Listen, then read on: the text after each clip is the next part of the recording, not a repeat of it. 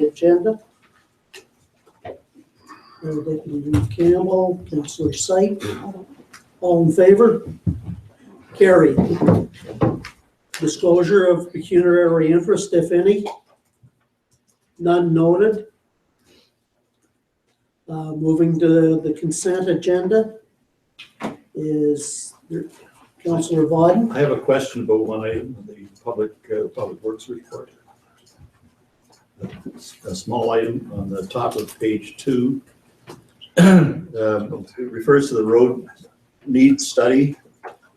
Draft report is currently under review, expecting to finalize in early December. What is being finished?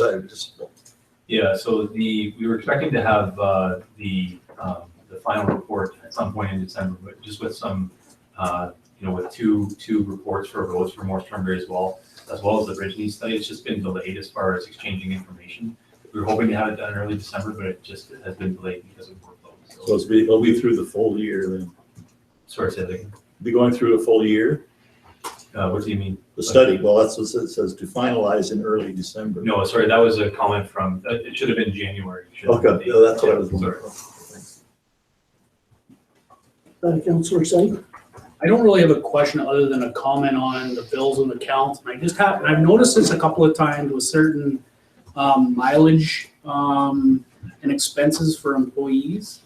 I don't know whether they add them all up and bring them in one for 6 months or a year, but it's hard for, and I understand these employees, well, sometimes are managers and they have to manage those budgets anyways. However, it's very difficult for council to understand where we are to budget when 3 months of expenses or 6 months of expenses happen to hit in one particular month. This was in reference to the check to the fire chief. So, like again, I'm not concerned about the amount. What I'm concerned about is it 6 months or 3 months? I think we should be more getting those expenses in a more timely manner so that one finance can manage the budget as well as their department heads. But for us, for quarterly, we should be more apprised of what those expenses are so we can see that as well. Go ahead. One of the things that we are currently doing is looking at our new payroll system, and we're revamping that. In my past experience, the process has been that your expenditures and your mileage is submitted with each pay so that it's kept current. And I think that I would like to work with the finance team to see if we could implement a process like that to make sure that our expenses are being recorded in a timely manner in the actual pay period in which they're incurred. They can go onto a person's check and it doesn't impact their deductions. It's just an addition on the end of the person's pay. So I think a process like that would ensure that they're being submitted in a more timely manner. Okay.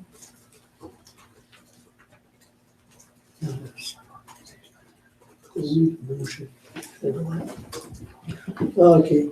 I'll move approval. Okay. Councillor Vauden, Councillor Ritzman-Taninga. All in favor? Carried. Okay.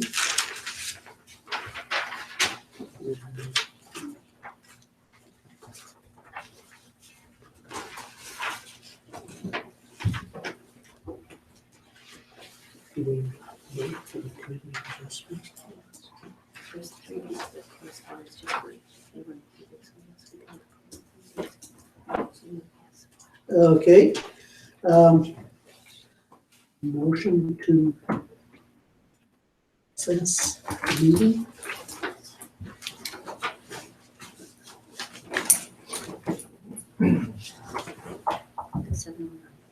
Okay, motion to recess the council meeting to do the committee of adjustment. Councillor Vauden, Councillor Hallahan, all in favor?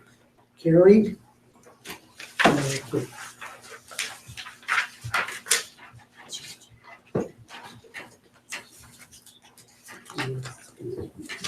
Okay. Call to order of the Committee of Adjustment for Monday, January 23rd. Disclosure of pecuniary interest, if any. None noted. And a motion to accept the agenda. Councillor Syke, Councillor Knott. Okay. All in favor? Carried. The Committee of Adjustment Authority. The Council of the Corporation of the Township of North Huron enacted bylaw number 2, 2013, authorizing the appointment of the full council to form the Committee of Adjustment. Hence, it is by the authority of bylaw 2, 2013, and the Planning Act, RSO 1990, as amended, that this Committee of Adjustment shall perform its responsibilities. 5, appoint a secretary treasurer.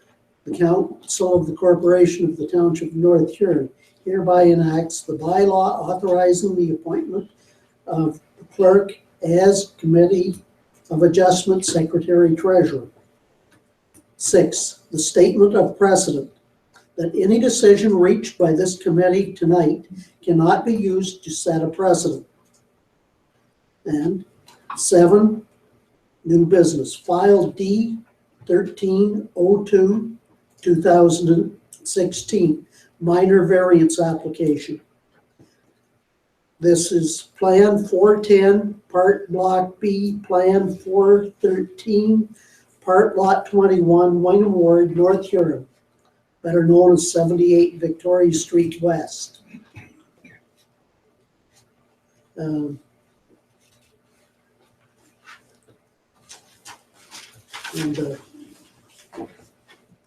Purpose and description. The purpose of this application is to seek relief from zoning bylaw 82, 2008 for the Township of North Huron. The subject property is designated medium or designated residential in the North Huron official plan and zoned R2 medium density in the North Huron zoning bylaw. Laura, can you take over?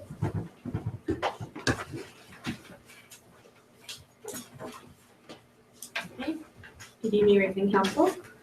So this is the minor variance application. The owner and applicant, John Fredwicker, is here tonight, and it's for 78 Victoria Street West. So as we've stated, this property is designated residential in the North Huron official plan, and its current zone is R2 residential medium density. So the minor variance that's being requested tonight is in response to the applicant's proposal to construct a 2-unit semi-detached residence, which is a permitted use under the R2 zone on the property. So the variance that's being requested from the existing R2 zone provisions is that the R2 required interior yard setback, so that's the distance required from one of the interior lot lines, is 3 meters. And the proposed interior yard setback for the proposed residential structure is asking 2 meters on the one side. So it's asking for relief of 1 meter from the provisions in the R2 zone.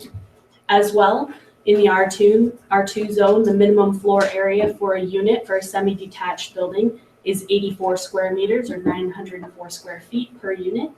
And the proposed floor units are different for the 2 units. The first one, unit A, is asking to propose to build 81.75 square meters and a variance of 2.25 square meters. And for unit B, it's proposing to build a unit at 63.17 square meters, and that's a variance of 20.83 square meters. So those are the variances being requested tonight on this application. This is an aerial photo of 2 different years of the subject property. There was formerly a house on this property, which was demolished under 2 years ago. So the 2010 aerial photo, you can see the brown roof there, where in relation to the setbacks from the property lines, the house existed. And then the 2015 aerial photo showing the vacant property as it currently is vacant today. This is 2 different street views of the property in different years. This is a formerly existing house on the property. You can see it's an existing, the frontage is quite narrow as it exists, and you can see that in relation to the former house. And then the site visit in 2017 shows the approximate dimensions of the site as it exists today. And this is the proposed semi-detached residence outlined on the property. So the former house that was existing did have legal non-complying with some of its setbacks, and the proposed semi-detached residence will be utilizing those existing non-legal compliant setbacks, and the ones that are changing is what's being requested tonight as part of the variance. And this is a site photo of the subject property, so you can see it's long, but it does have the narrow frontage. So the proposed structure is recognizing that the shape of the site, of the lot, and how narrow it is. So any minor variance is asked that if it can meet the 4 tests of what would make an application for a minor variance that would be recommended for approval, if it meets the intent of the North Huron official plan.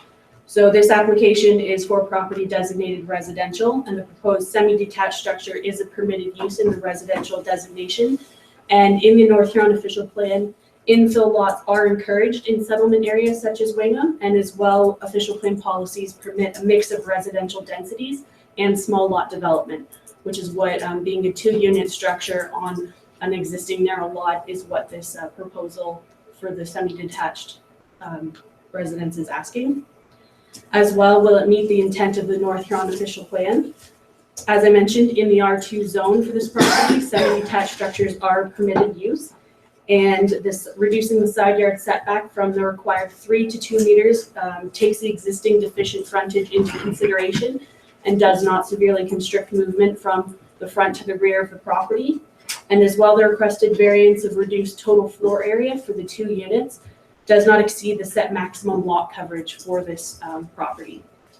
As well, it takes into consideration the narrow lot, as I mentioned, and the fact that it does back onto the Maitland River and is approaching an area considered restricted by hazard lands, such as a floodplain. Is it desirable for the appropriate development of the lands in question? This property exists in an existing residential neighborhood, so another residential building is something in conformity with the existing character. And as well, as I mentioned, it's utilizing the existing legal non-complying setbacks, meaning that it's not proposing to overbuild on the site as it exists and would not impose much further onto the neighboring properties. As well as this application minor and major. The relief sought for the new structure is approximately 33% for the reduced interior yard sideback, 2.7% in reduction for one of the unit's floor areas, and 24.8% reduction for the second unit. All of these are within a normal range of a minor variance, and as I mentioned, does not negatively impact the property or proposed unit. Comments that were received from North Huron staff and commenting agencies supported this application. Maitland Valley Conservation Authority stated that this property is partially within regulated lands and adjacent to the floodplain, but the proposed development has no impact on it from the existing hazard lands, and they had no objections. So I am recommending this application for approval. Thank you. Moving to 7.3. Any comments of the applicant? Anything you want to say, John? No, I think Joe got it all said there. Okay. Okay, 7.4. Is there anybody else present that would like to make comments on this application?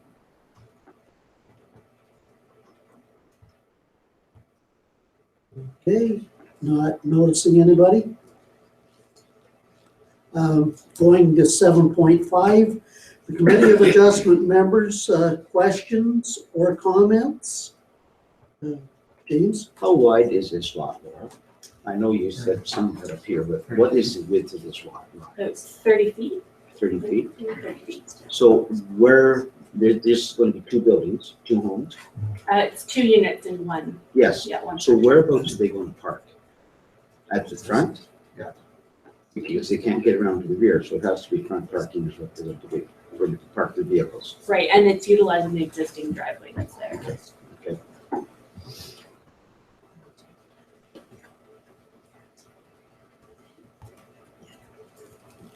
Okay.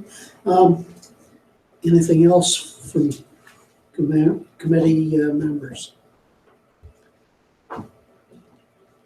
Okay. And Laura's already made statements for 7.6, which are the recommendations of the County Planning and Development Department. 7.7, recommendation to council from the Committee of Adjustment. Is there a recommendation? Is that where we have to put the other comments from the chart? Yes, we can look at the chart that you have. Should we do those first or second?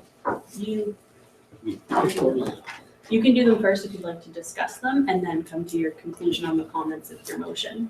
So you all have the chart tonight. Yep. So if someone would like to propose what they feel. So to summarize the comments, North Huron staff had no concerns or objections, and as well Maitland Valley Conservation Authority recognized that it's adjacent to hazard lands, but that the proposed development had no effect or issue with the existing hazard lands that are below the property. And there were no public comments tonight. We can choose one here, which is what I would, right? You choose one from column A and one from B, one for the So- public and agency. Basically, we could take 1A, B there, right? Because we didn't receive, well, we concur, that's what I'd say. We concur with the comments from the planning report, Okay, and then we should make our motion then and include that. This is confusing. There's no wrong answers. No, right, yeah, just 1A, B, and I'll make the motion. okay. Seconder? Yeah. All in favor? Carried. Okay.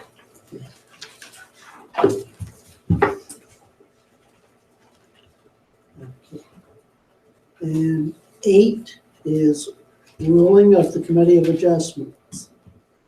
And minor variance procedures following the public meeting. The Secretary Treasurer sends within 10 days a certified copy of the decision indicating the last day of appeal to the Ontario Municipal Board. To the the applicant, B, the Minister of Municipal Affairs and Housing if requested, C, each person who appeared in person or by counsel at the hearing and who filed with the Secretary Treasurer a written request for notice of the decision. If no appeal lodged after the 20-day objection period has expired and no appeal has been lodged, the decision of the Committee of Adjustment is final and binding. The Secretary Treasurer shall notify the applicant. If a notice of appeal is lodged,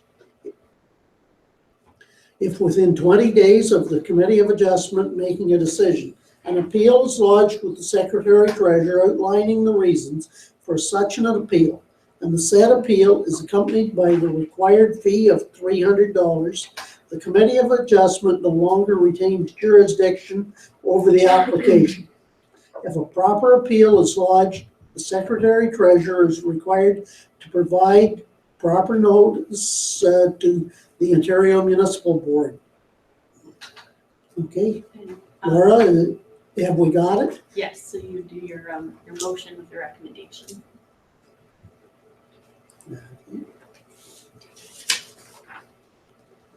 Is there anything else? So item, so there is the recommendation. Kathy, do you have a copy of that recommendation that you? Okay, yeah. So the recommendation is that the Committee of Adjustment hereby recommends to North Huron Council the minor variance D13-02/2016 as it applies to Plan 410, Part B, Plan 413, Part Lot 21, Wingham Ward, North Huron, better known as 78 Victoria Street West. And we already have this motion as carried, moved by Bill and Yolanda. It's just adjournment. So,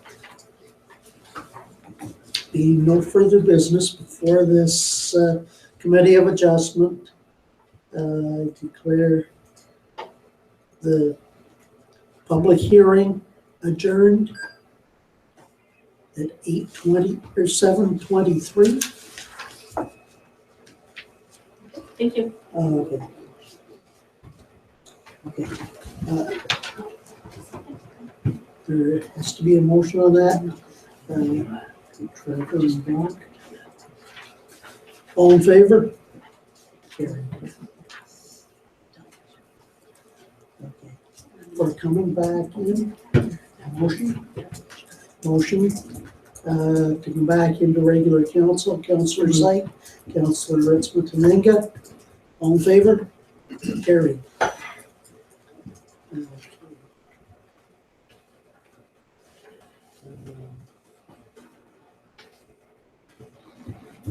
So that's the Committee of Adjustment is done. So to reconvene to our regular council. Yeah. We Sorry, got that? I'm sorry. Okay, 5.2 Wingham Town Hall Theater. Yolanda, do you want to introduce all the ones here? Sure. It's my pleasure to introduce the Town Hall Theater Committee. We have Doug Covenhoven, who's the chair, and Dave McGee and Karen East, who's here as committee members, and they will be giving us a delegation on the project.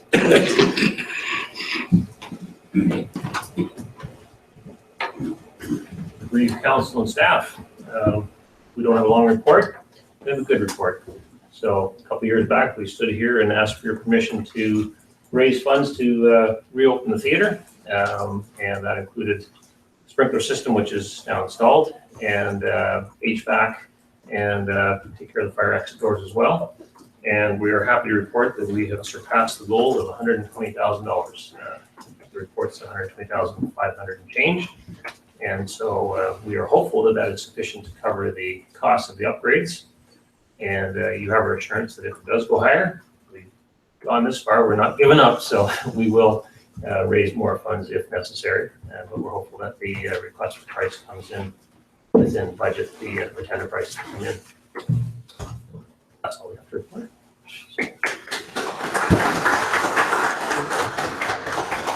I want to give recognition. I'm the spokesman, but my colleagues here, the whole committee, Yolanda on the committee as well, worked very hard.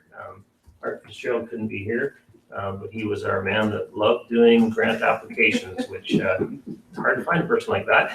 I'm not counted among them. And so a lot was raised through grant applications, and we received really great support from the local community. When we set out to do this, we really wanted it to be a grassroots, lots of support from lots of different companies, not just one big company that put out the big check. And that goal was achieved because we really received a lot of supporters. And we look forward to opening the theater. We're hoping that it can be done by May the 14th. That's a Sunday for a celebration concert featuring local talent and the almost famous players as well at that. So that's our hope and dream, and hopefully everything can fall in place for that with your support. Great job. Okay, thanks. Thank you very much to all the ones on the committee for the work that they've done to get us this far along, and that things look real good. We're excited. Thank you. Excited. Okay.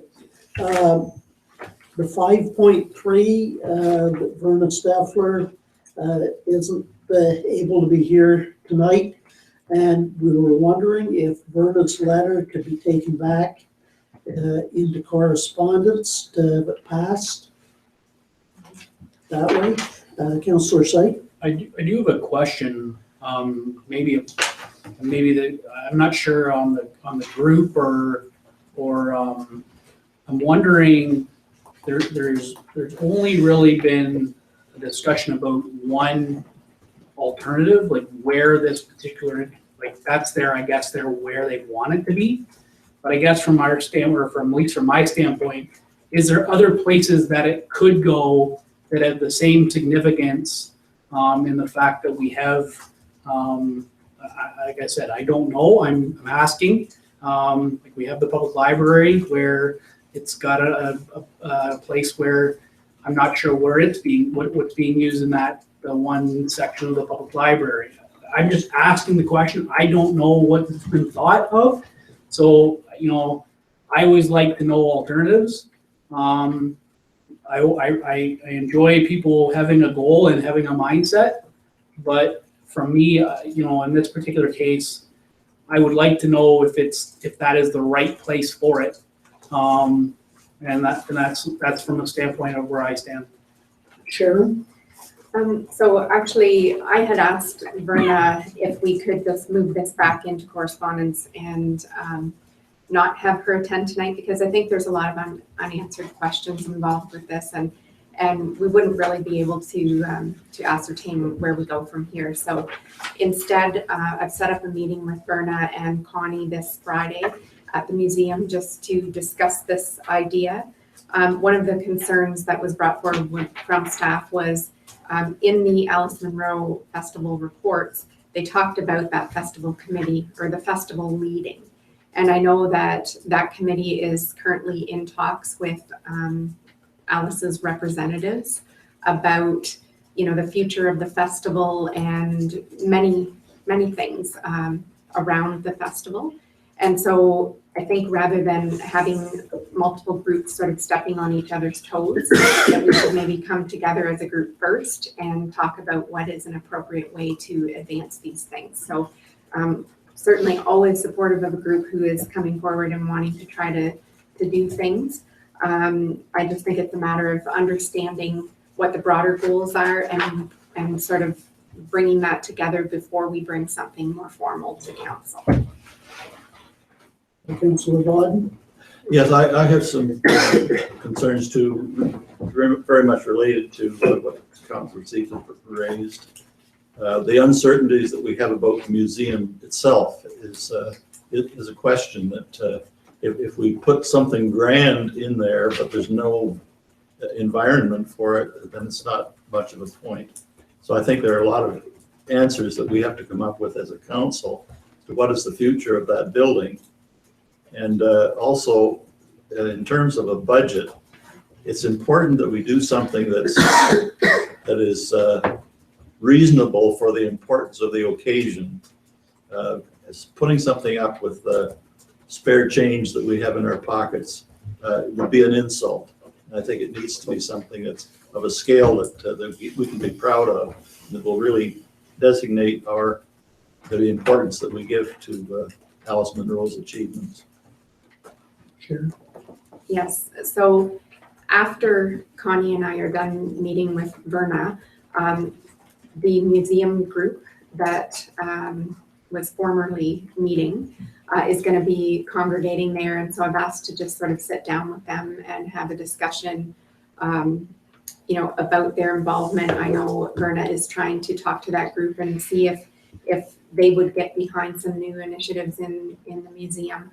But I think from a staff perspective, we do want to have that conversation with council as to what is your expectation for a level of service for the museum. You know, we really don't know that. We have some basic programming there, but beyond that, we do have to look at that facility. There is a significant amount of work that needs to be done there to bring that facility up to code and with, you know, with the accessibility requirements that are going to be coming down the pipe. And I think that all needs to be part of the conversation and really create an understanding about what our goals are with for the museum in the future before we do too much to expand these types of exhibits. Councillor Mott? So do we need a motion then to move this back into correspondence? Yes. I think if we just had a motion to accept. Accept the letter Accept the as letter part as of correspondence. I'll make a motion to that effect. Councillor Hallahan seconding. All in favor? Carried.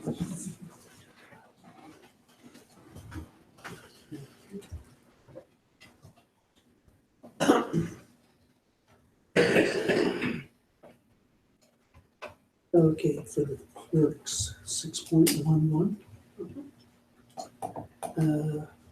You want to take over on that one, Kathy? I have nothing further than is contained in my report unless council has any questions about the civil marriage ceremony delegates. Councillor Knott? Just one real quick question, and that's, who's going to be the remaining individual then? Emily Phillips, Emily's going to do it? yeah, she's been doing it for us for many years now and does a great job. I would make a motion Okay, as outlined back here. Deputy Reeve is seconding. All in favor? Carried.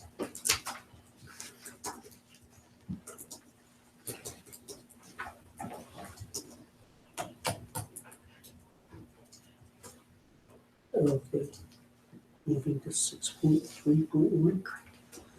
6.3.1, the Wingham Theatre project. This is motion to allow those things to proceed. Councillor Hallahan, Councillor Vodden. Question. All in favor? Oh, I do have one question I'd like to clarify in here because there is a request in here to waive the rental fee. First off, have we even established any rental fees for the theater since we've had it closed for several years? Pat? No, there's been no, we brought some initial numbers and until we were ready to open, we have not sat down and provided that information and done an assessment on the rental fees for this theater. However, that will come back to council under a new adjustment under the rates and fees bylaw. For now, regardless of whatever that fee is, the committee is trying to celebrate sort of their achievement in looking for a waiving of the fee to allow for their event. And I realize that is not in the motion, so council may consider another additional motion at this time, or I can bring another report for that one. It's in the future consideration section of the report. Can I request that we leave it out so that we don't have to address the question? Since we have no fee, there's nothing to waive. And we don't want to get into the precedent of waiving fees again. We're back to that same old discussion. it isn't in the motion in front of me that I could see. Well, when I read this, we're going to accept the recommendation from and they're asking for it. So we almost, by accepting it this way, will be arbitrarily agreeing to waiving the fee. Well, but if we establish a fee prior, then I'd rather we defer the fee until after we open the theater and determine what it's worth. I just want to stay away from the whole topic of waiving fees for anybody. If we don't have a fee, let's not talk. I think the current motion. The current does I not, don't have anything about the fee or accepting the report for information or anything like that. It's just all about permission to tender the project, what pieces of the project will be paid for and how. Okay, let me go back, just read one more time before It was just under the report under future considerations regarding their plans for their grand opening. I think the first thing we have to do is make sure we can hit that deadline. The second thing we have to do is go back to them and say, so what are you planning? And then we can talk about fees and are there going to be additional costs to rent equipment and things like that. So I just sort of am giving council the update that there is going to be a future consideration, whether you want to call it a fee waiving or a township hosted event or whatever. The motion on the table is really just strictly about the capital improvements to that building and the costs and funding for that. Okay, that's fine. okay. We ready? All in favor? Carried.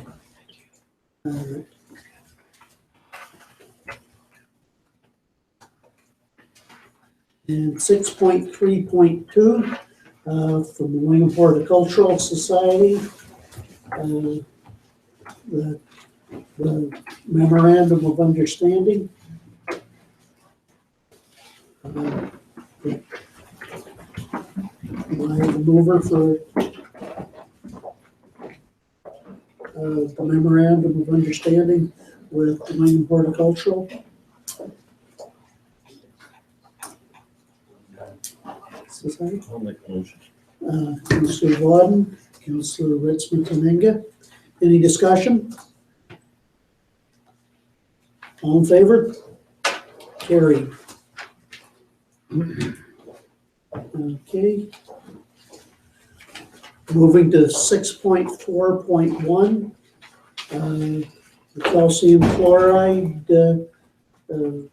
authorization, and that's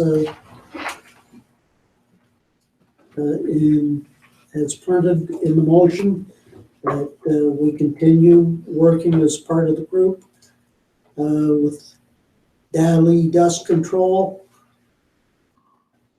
and at the 0.195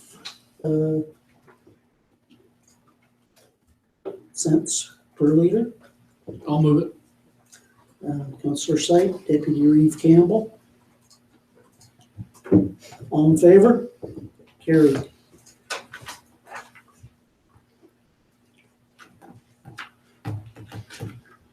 Okay,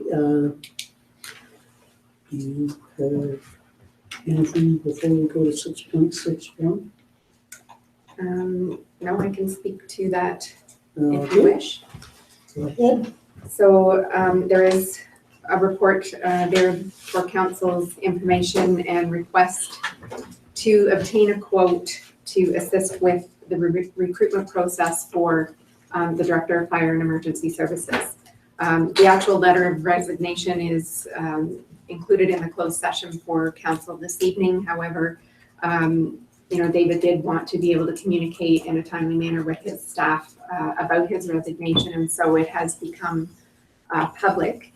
And so I do have a recommendation here to accept his recommendation and also to move forward with a recruitment process. Tony Mentoff, David has recommended, and he is someone who was involved in the last 2 recruitment processes for this position.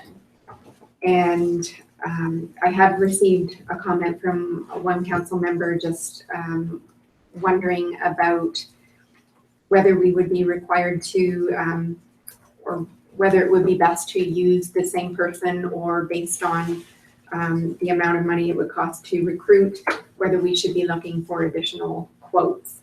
I was not involved in the prior recruitment processes, so I can't really comment to anything that happened in that original process, but I will leave that for council's discussion.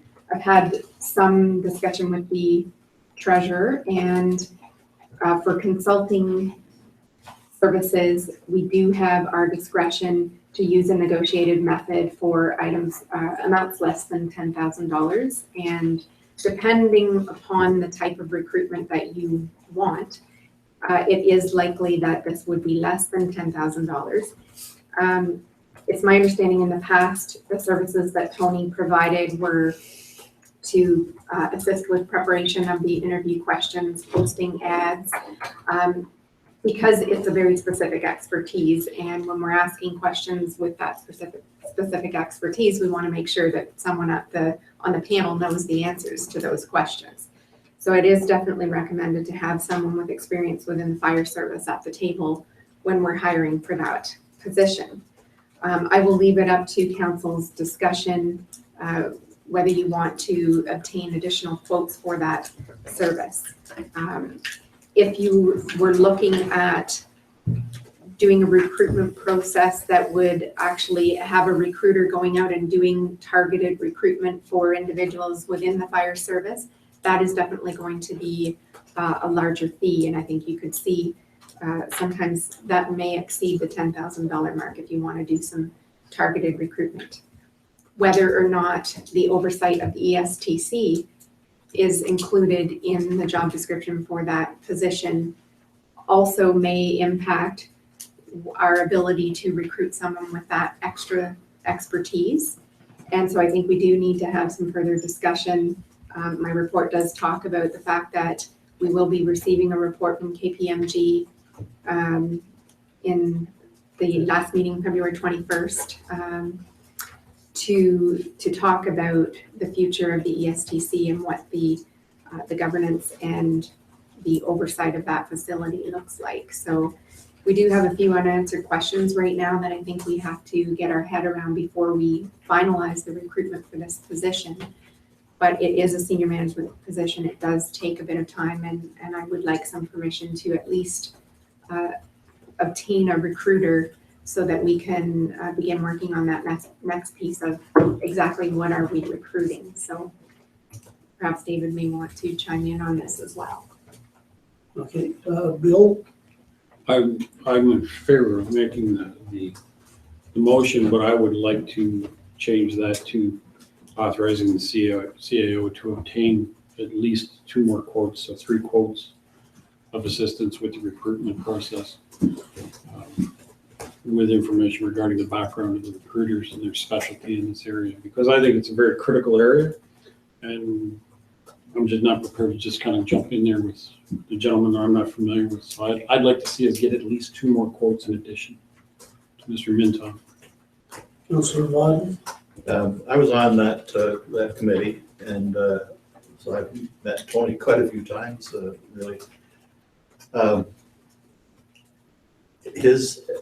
The advantage that he offers is a very thorough knowledge of our situation, the size of our municipality, the scope of the job and sort of thing, as well as basic knowledge of fire service. But the addition of the ESTC to the mix is very significant. And I would really prefer that we do a search, some kind, not just quotes, but we do a real search for people with the mix of experience and background that we're looking for. We might be able to get that through quotations, but I think if we could find just the right person with that mix of prior experience and business experience, it would be a real advantage. So you're suggesting more of a targeted recruitment process? Yes. And we could issue an RFP, which Tony could bid on if that was council's desire. I'd go along with that amendment and then make the motion, and we proceed that way with an RFP. Perhaps David would like to comment. David, any comments? Yeah, firstly, Tony himself, what Tony brings to the table, a lot of recruiters don't, is Tony worked on the OFM side of things, as well as the fire chief, so he brings both sides of the coin. And I know he's done this for other departments, and they've been happy as well. In terms of an individual to look after both, need to be very careful because that tends to burn out chiefs. And I would suggest if that's the direction you're going, review the KPMG report first and figure out what it is you're looking for. Because I would suggest the status quo is not where you want to go in terms of a person looking after both. And the KPMG report will basically allude to that as well. So if you're looking at, if that's part of the equation, then you should maybe have the KPMG report first to make a decision what the individual will be doing. And then figure out what you're, if that's the direction, then figure out what you're recruiting for and hire a recruiter to do that. Because I would be strongly opposed to doing status quo. Councillor Sype and then Councillor Wadden. So I've got two comments. One is based on the timeline of reviewing the KPMG report and potentially a target to hire, would we be able to have somebody in place by March 31st? It seems unlikely in my mind. So that's pretty tight. So what's our kind of and I'm wondering if is this in the closed session of what our expectation is later. So we don't need to get into it if that's the case. The other question I have is, or more of a comment is,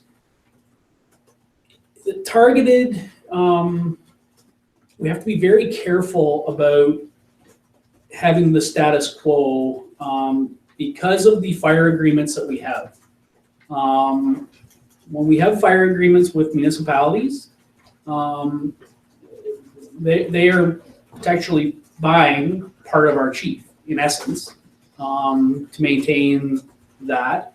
And we need to be careful of what that role looks like, because obviously municipalities are not going to be in favor of paying for time that the director of fire services is going to establish with the ESTC, whatever the case may be. I suspect that that's, as we know now, it's not something that is a major in play today, but another person who might come in may believe that that's the golden jewel that they want to focus on, and really that's not the concept. So we need to be very careful about what we decide as the going forward for this role, because I think it's important when it comes to negotiations with those agreements that there's a very clear distinction on what they're paying for and what we're paying for, and we want to make sure that's very clear to everybody, I think, in my mind. Okay, one comment on that, or? I think that you do have some big decisions to make with respect to the Emergency Services Training Center. I don't think those decisions are going to happen in short order. The report that we got from KPMG, it really didn't delve into specific details. We've got 3 options there. Status quo is one, and Donna and David and I have met, and we agree that status quo is not viable. And so you'll have one of 2 options to pick from there. But those options have not been explored in detail by KPMG. So if whatever is council's leaning when you hear that, see that report, you're going to have to delve into creating a business plan to determine which of those 2 options is viable, and that's going to take a bit of work. If we look, some of the discussion that we've had is, do we run it like a business, and do we, do some further investment and try to expand business there? And that's going to take a significant amount of work and research to determine whether we can make that viable or not. So I wouldn't expect that you're going to have a decision on this in really short order, because it's a big decision and it's going to involve a lot of research. And I think that's something that 3 of us have kind of discussed as a team. And we also met with the Huron County Economic Development, and they're saying that they want to see a more detailed business plan for whatever option that council chooses they want to move forward with. So in the meantime, our chief position is going to be vacant. So I think we do need to consider filling the role of the chief. And right now, I mean, we do have the chief providing support to the ESTC. And even if we do that in a limited role as we're going forward, as you decide how that facility is going to evolve, I don't know if you really want to delay the recruitment of the chief position to that time frame, because it could be longer than we think before we do that investigation. So that is why I came forward and at least wanted the ability to start investigating our recruitment process and how we're going to move forward. I do think we need to jump into that as quickly as possible and try to get some of that information, start researching some of that information for council of the two viable options that we think we could have going forward. Councillor Vaughn? Yeah, these comments are very, very helpful from all three of you. It seems to me that in line with what Sharon's just said, we could proceed beginning a search for a fire chief exclusively. I think perhaps in view of what David said, we should separate the roles right now. And I think we can do that. And perhaps in that regard, Tony Itoff would be an appropriate person to help us with that recruitment. And so we get that position filled as quickly as possible. And we leave the more difficult issue about the ESTC to KPMG and our further considerations. Okay, anything further? Councillor Sype.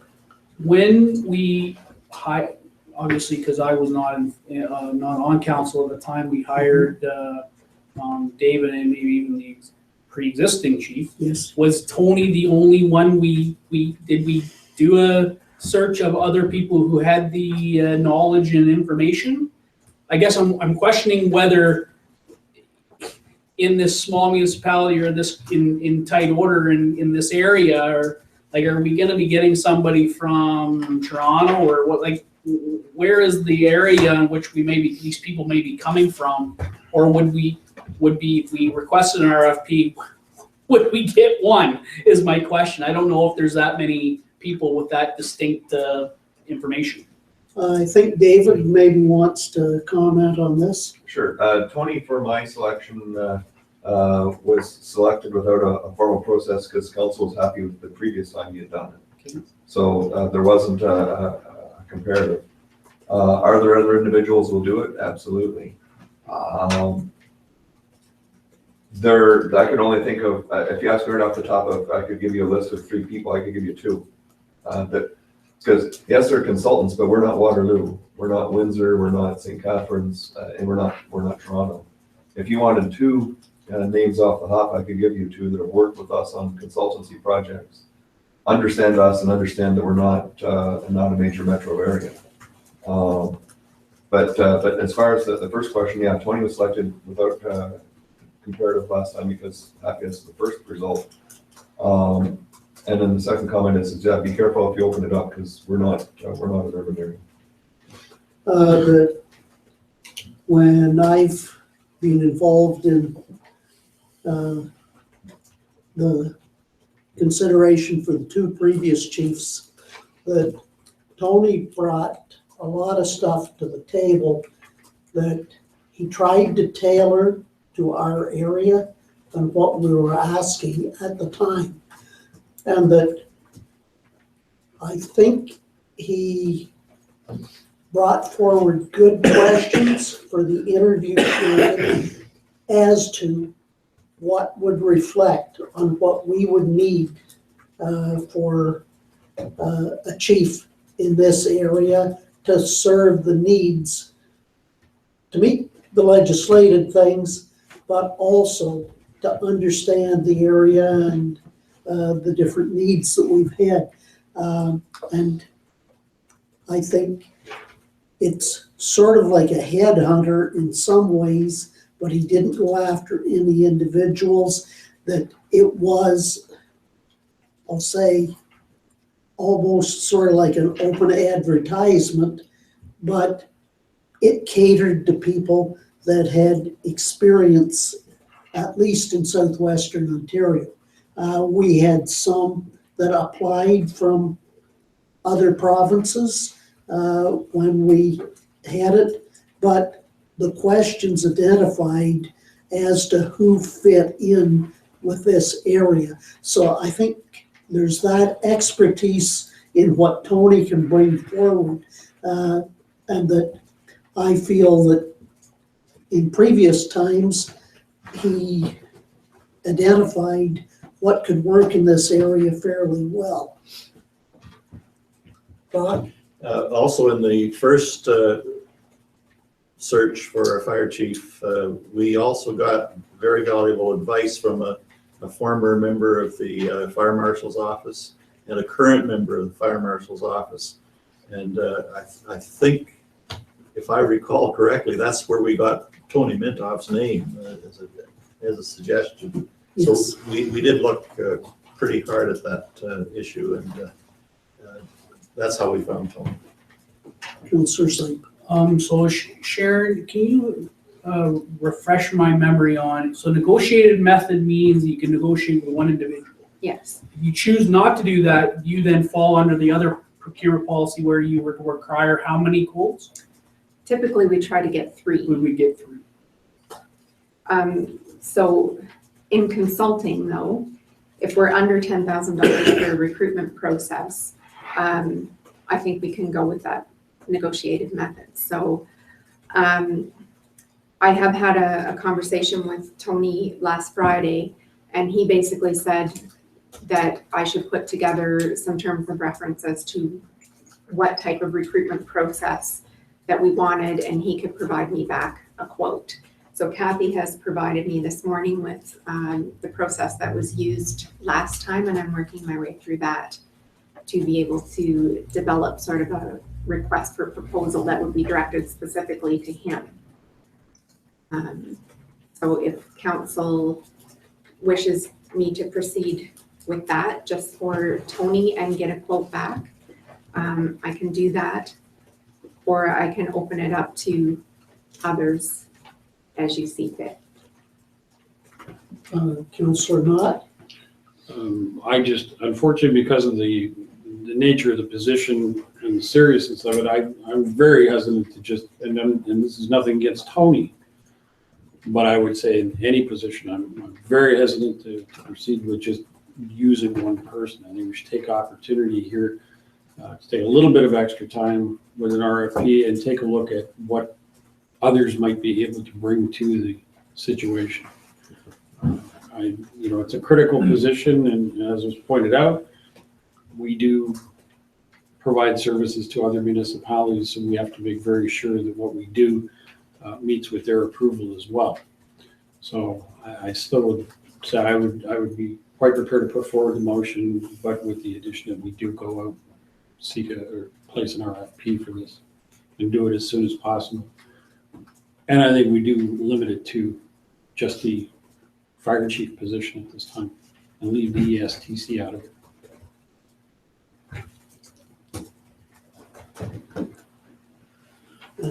Okay. James, do you want to speak? I agree with what Councillor Knott has said. I think it's important here that we put out for more than just one. And I think we as a council have to decide whether we're just hiring a chief here now or whether we're hiring someone to do both positions, because how we do this is what we're going to spend our time at, and that's who we're going to be looking for. So I think we need to decide here what we're going to do. And if we're just going to go with the fire chief, then I think I agree with Councillor Knott that we need to have 2 or 3 people send in quotes what they're going to do in doing this, so that we're not just with one person. Okay, this is as to an RFP for people to assist Us. with a recruitment. Okay. If that's Councillor Knott's motion, I will second that motion. Okay. Well, we should have started yesterday if we're putting that extra step in rather than making the choice. But did I have a motion on the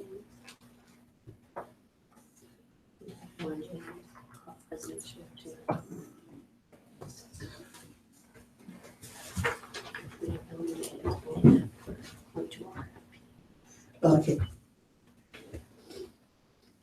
Okay, what we have is that the council of the Township of North Huron hereby accepts with regret the resignation of David Sparlin as Director of Fire and Emergency Services effective March 31st, 2017. And further, the council authorizes the CAO to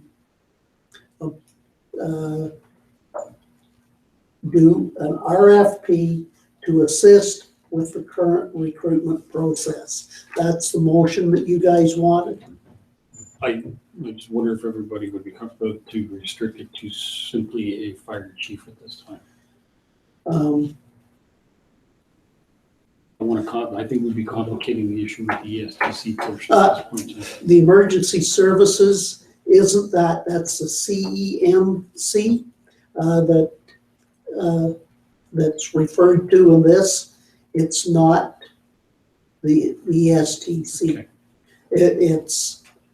It's the internal emergency services. Sharon? I think due to the timeliness of this, rather than a formal RFP process, you're specifically wanting additional quotes.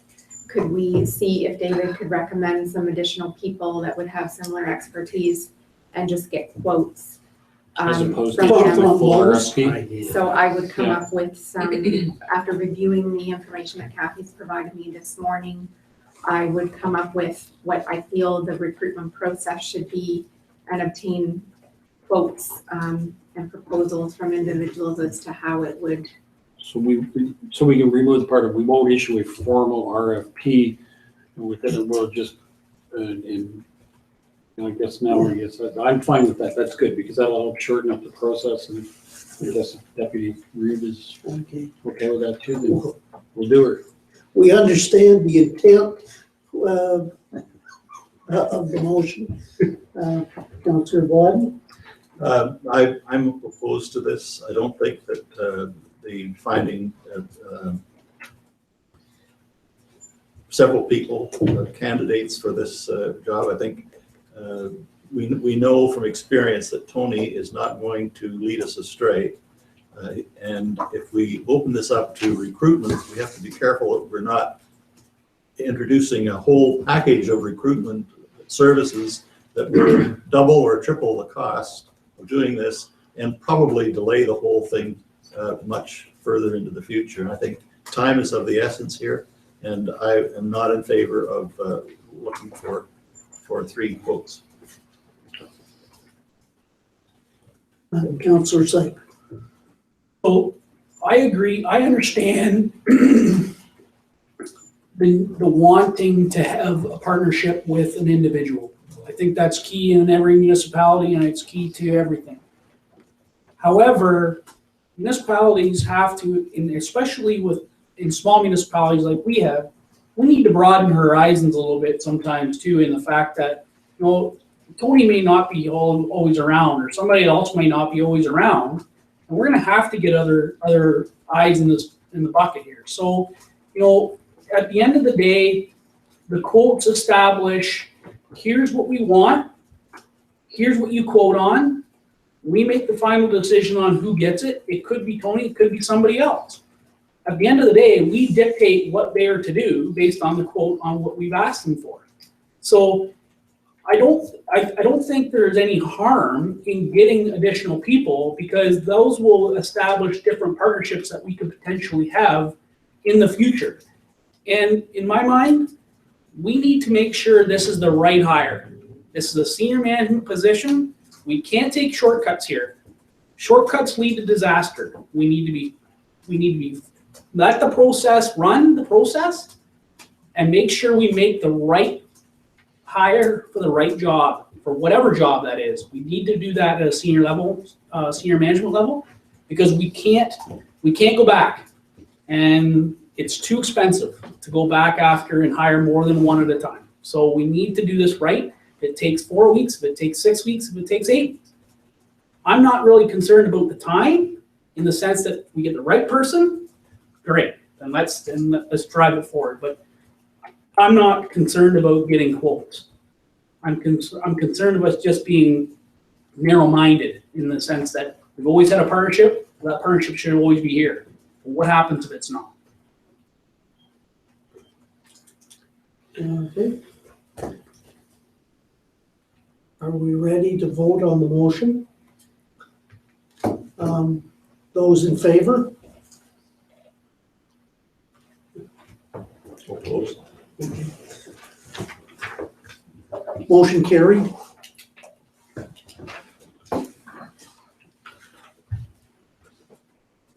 Okay.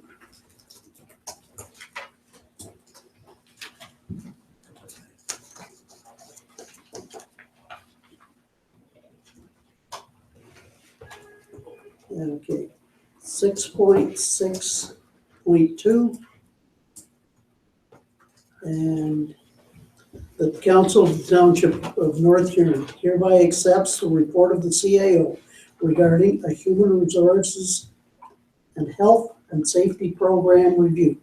And further, the council gives pre-budget approval for the purchase of HR downloads at a cost of $2,093 plus HST. Do I have a mover? Councillor Wadden, Councillor Ritzman-Kaninga. Any discussion? All in favor? Carried. Okay.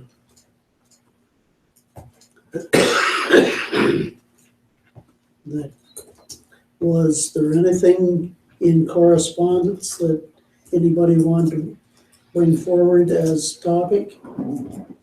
Okay, moving to 8.1, the Reeves activity report. Basically, I'll say yesterday I got to tour the Maitland River Community Church and was part of a ceremony there. A very useful facility within the community, and that I think that it's they have followed through on the plans, and that council was commended for how council and staff of the township had worked with them on the zoning and making sure everything was okay for the building. That there's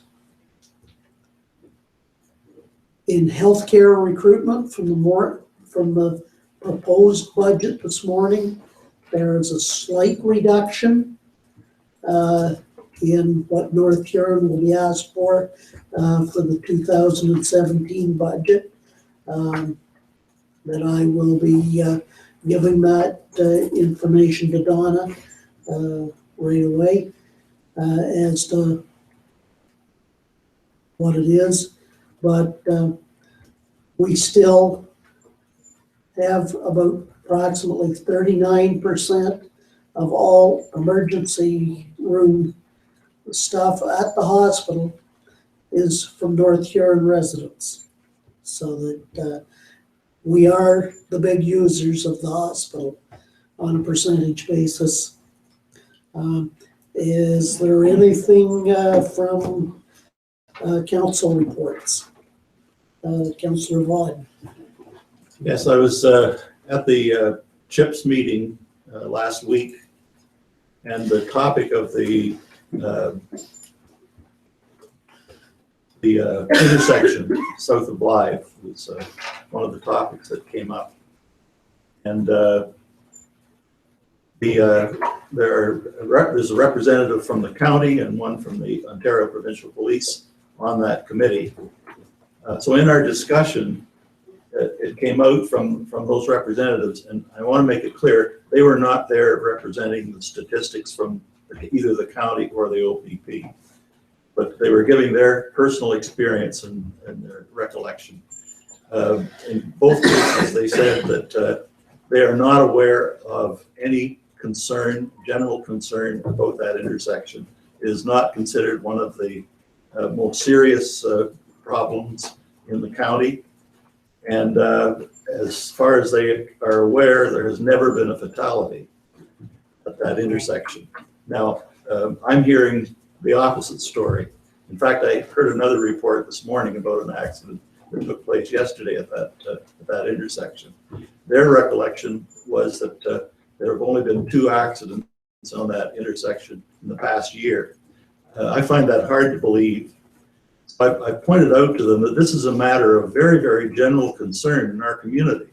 And you can hardly walk down the street without somebody mentioning something about that intersection. So if they have statistics that are different than that, they should be letting us know. The county is just sitting there and getting a really, really bad reputation because people think that they're just not interested, they're not doing anything, and that it is, in fact, a serious problem. So we've got a real disconnect between what the county are saying and what the police are thinking about it and what the community is thinking about it. And I think if we can do something to stir them to get some hard facts out and explain things and show that they are interested and concerned, then I think that we'll all be much better off. Okay. Any other, Councillor Whitson-Dominguez? I just, with the Town Hall Theatre Committee being here, they've left now, but I would just really like to congratulate them on the hard work and dedication that they've done over the last couple of years. It's getting, you know, the fundraising and everything to have that Town Hall Theatre reopened. And they have just done an incredible job and have rose to the challenge and to see this through. And so I'm just really proud of them, and we are really looking forward to the grand reopening in May. And I think it's going to be a fantastic event. So hopefully all the work will get done in time with, and I know that this group of volunteers is quite excited. So I'm just really proud of the work that they've completed.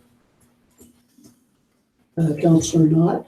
I really didn't want to bring this up, but since Councillor Wadman brought this up, I'm going to say I'm really disappointed at the response from the OPP representative in CHIP, because about a year and a half ago when I was at one of the CHIP meetings, the OPP officer who was in attendance actually had stated that they consider themselves internally that to be one of the worst intersections in the entire county. And I'm not going to say, because I wasn't at the meeting this time, that it was the same officer, but he was the officer back then too. So I find it rather strange that his opinion has gone and taken a 180-degree turn in the last 18 months.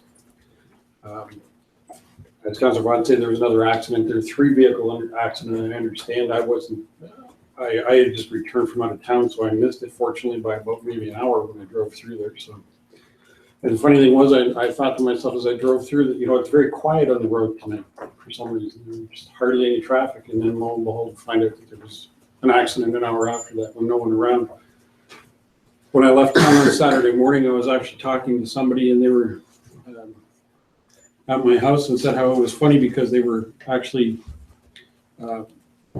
at Tim Hortons with another fellow, and they were sitting at one of the tables at 3 o'clock on Saturday afternoon, and he suddenly gasped, and she asked him why, and he was facing out the window, and as he sat there, he actually watched a tractor trailer truck go westbound straight through the stop sign at full speed. And so it doesn't surprise me the next day we have another accident, and yet they actually can sit there and say that they've got no general concern, because I have 1,100 signatures in this briefcase here that say quite the opposite. And we all know there have been deaths at that intersection. So there's a lady at my house today who is still fighting her way through all of her physical pains and problems, and she's had surgeries and all kinds of things for the last 3 years, who was T-boned in that intersection and is now on very strong narcotic drugs because of the constant pain from those accidents. I just find it incredible that they can stand there and deny this. Anyway, that was not what I wanted to talk about anyway, so I'm sorry. But we're getting into we're carrying too much discussion, not a report. Yes, way beyond. So we'll let it go. I'll leave the other thing. So okay. Is there anything else? Moving forward then? Yeah. Okay. Any council members having requests? No notice of motion. And it's strange, but we have no bylaws tonight. Saves my writing hand. Feel better if we. Yes. Okay. Is there any announcement, Sharon? Okay. Other business?